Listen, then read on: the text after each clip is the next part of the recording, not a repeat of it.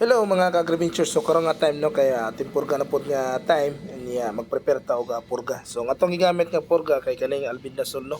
So kaning albendazole is oral ni siyang application ato na siyang gihatag sa wa pay pamahaw no.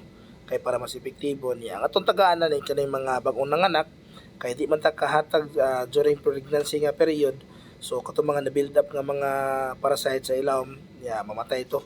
Ikaduha kaning mga 1 month pataas nga mga backling o dowelling niya mga herdshire nato o katong mga conditioning ng basta dili buntis. So usa sa mga pamaagi nga gina-practice namo sa mong gamay kaningan kani pag-transfer sa albendazole sa gamay nga sudlanan. So kung makita ninyo na green na puti no, kaning green 1 liter na siya, kanang puti na ras mga 200 plus ml. So amo na siyang gi-transfer sa duha ka rason ra gyud no.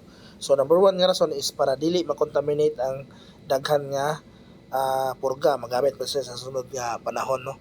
Yeah.